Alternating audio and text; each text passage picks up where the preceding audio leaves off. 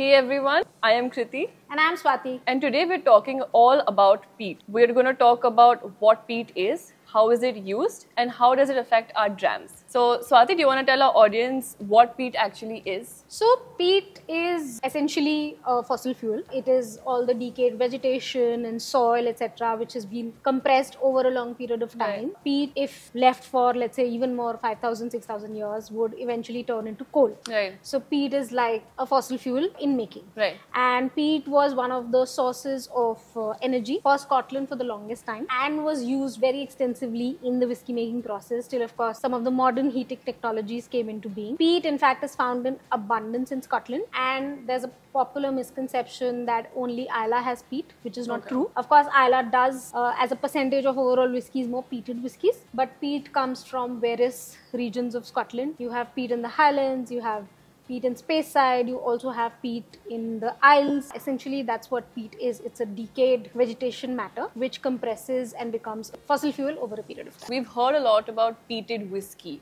What is peated whiskey? Peated whiskey is essentially whiskey that is made using peat as the fuel for malting. Now to explain what malting is, essentially what happens is during the process of making whiskey, the malted barley is allowed to germinate, and then once the germination starts, to stop the germination process, it is dried. It is at this drying, or which is also called malting, is when peat is used. And because of use of peat during the drying of the barley, peat tends to impart the smoky flavors that you normally associate with peated whiskies, like iodine, medicinal, charred, subtle smoke, heavy smoke. All of those flavors come from the peat which is used during the malting process. So the smoky flavor comes from burning the peat during the drying stage? Yes, that's where essentially all the smokiness in the barley comes in, which of course over a period of time carries through. Right, so it's basically like a tandoor for barley. It's a very heated tandoor, I would say. Yes.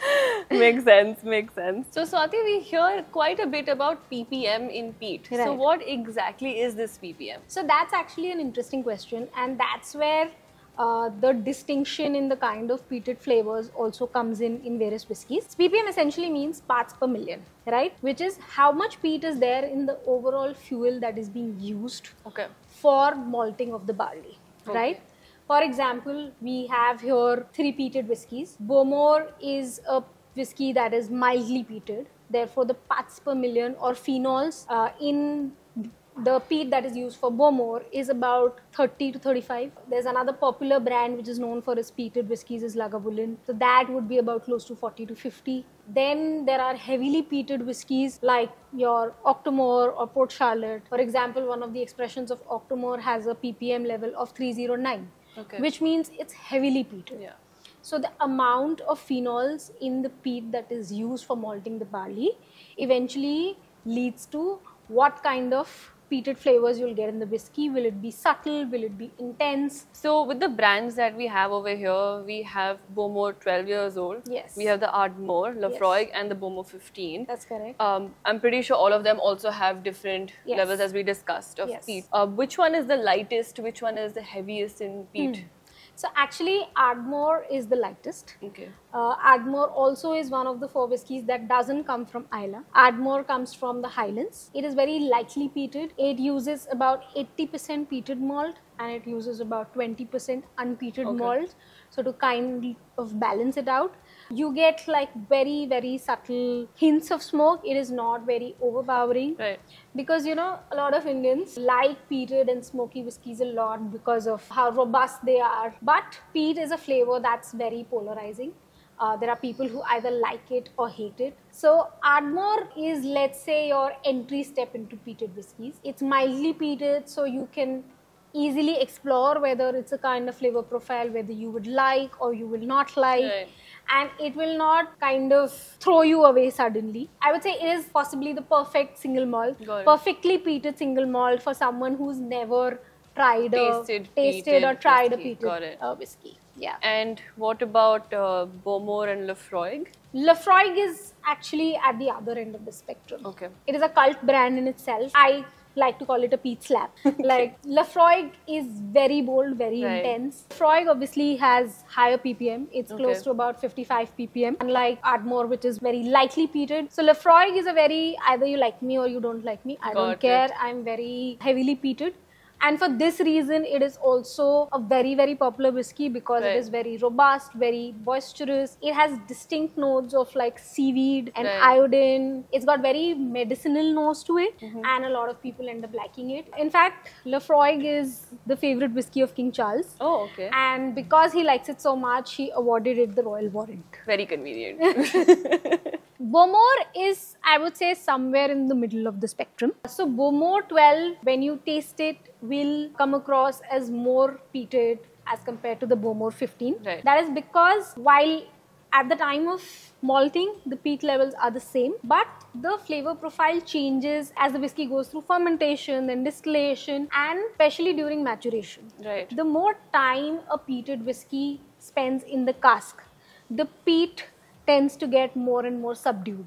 So if you have a Bowmore 18 later, or maybe a Laphroaig 18, so the Laphroaig 18 wouldn't come across as heavily peated as a Laphroaig 10, even though the ppm levels at the time of malting might remain the same. So that's the full spectrum of lightly peated and heavily peated whiskey. I am now going to start with a rapid fire question with Swati. So which one of these would you pair with what food? With a perfect pairing for Laphroaig, Bowmore 12, 15 and Ardmore as well. These food preferences, of course, are very personal. It's almost like you do not like peated whiskies and I like peated whiskies. So it's very personal like that. And of course, there are no rules for pairing. It's pretty much what is palatable for everybody. But yes, peated whiskies do go very well with Indian food because of the grills and the tikkas, again, have a smoky flavor, and the smoky flavor of the peat kind of works really well. And it's also one of the reasons why Indians like peated whiskies a lot more. So we have the Ardmore. I think for Ardmore, because it's mildly peated, I would like something like a reshmi kebab or a malai paneer tikka. More creamy, basically. Something more creamy, something very subtle on spices. Yeah, I think I would go for something like that. Okay. One word to describe peat. Complex. Okay. Finally, what's the best way to enjoy a peated whiskey? The best way to enjoy a peated whiskey is the way you like it. Either you want to add water to it, add ice to it. Peated whiskies tend to make for some very good cocktails. Penicillin is one of my favorite cocktails that I like to make out of a smoky whiskey. Have it with chocolate. So again, it's about your personal preference, how you like it and how you want to enjoy it. So with that, we come to the end of our video about all things peat. I hope we were able to answer some of your questions and queries. If you do have any other questions, please leave them in the comments below. And do not forget to tell us which is your favorite peated whiskey. Till then, enjoy responsibly. Cheers. Cheers.